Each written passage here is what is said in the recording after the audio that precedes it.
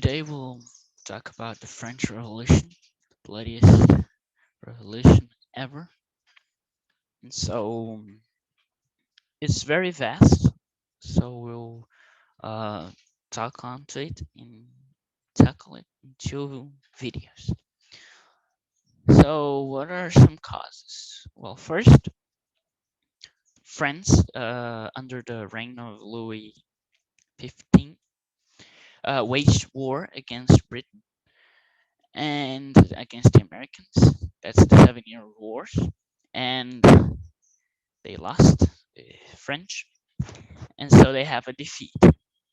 And a defeat means not only the loss of lives, but also um, they had a big loss in money. They were uh, they had been struck severely in money, and also they gave money to help the American into their independence war from 75 to 83. 1775 to 1783, and the Americans didn't repay, and so they also lost money with that. And then Louis Capet, which was the, the prince, he was coronated in 1775, became Louis the 16th, and he was also young and he didn't have experience. He was married with 14 years old when he was 14 years old. Also, they taxed a lot, high taxes, and in Paris, and uh, they had the peasants. They had to work, and they paid high taxes, and they have to work 1 month or like no, I guess it was 2 weeks for the landlord without payment, which was considered a tax. And they were very hungry. And now there were a series of harsh seasons through 83 to 89 and 1770, 83 to 89. And that's like was the last stitch. And so they began to starve even more, and the nobles they lived um, as if nothing had happened. They had a lot of money. They rich lavishly lives. The queen was called Madame Deficit because she used a lot of money into cosmetics and to look beautiful, while the peasants were starving to death. Then came the era of enlightenment. It began in 1715 and it culminated in 1789. The people were beginning to ask where they came from, what do they need to do on Earth, and where will they go after it. But also they began to ask if the king was really necessary, and why did the peasants have to break their backs so that the nobility could party, and they had to keep working. Couldn't they be? What's the difference between the nobility and the peasants? Is just because they were born into it? It didn't make any sense, and so it broke out the revolution. They wanted to make things right, so they wanted to take out the king, but it wouldn't work just talking. Another thing that didn't help is they had the um, the voting system.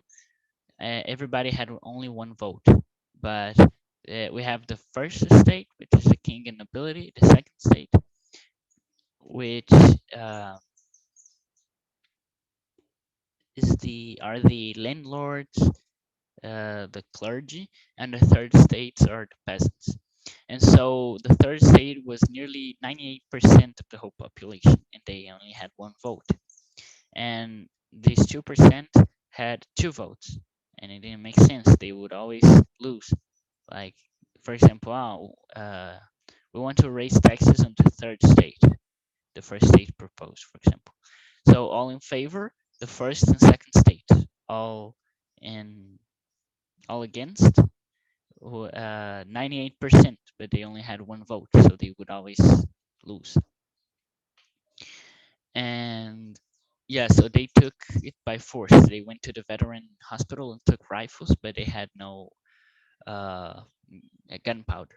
So they took the Bastille, and this is like the beginning. This is the sign, one of the signs of French Revolution.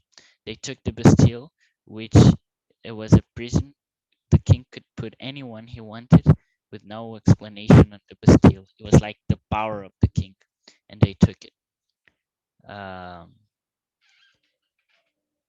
and there are some soldiers.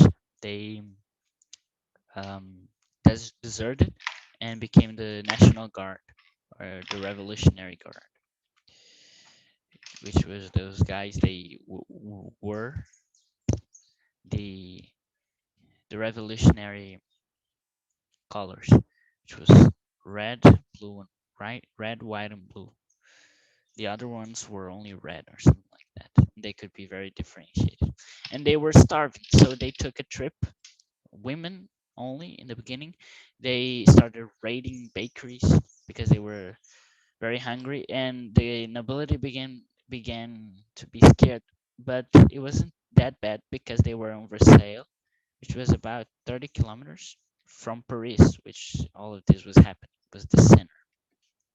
And so women, they began from Paris, walking from Paris all the way to Versailles, and men and other people came together along the way, and they was like 30 kilometers, and then went there and took over the palace and tried to kill Marie Antoinette, which was the queen, but she escaped, and the queen was taken to Paris, and it's gonna continue. But he went to Paris and he had to play the revolutionary, or else he would be killed.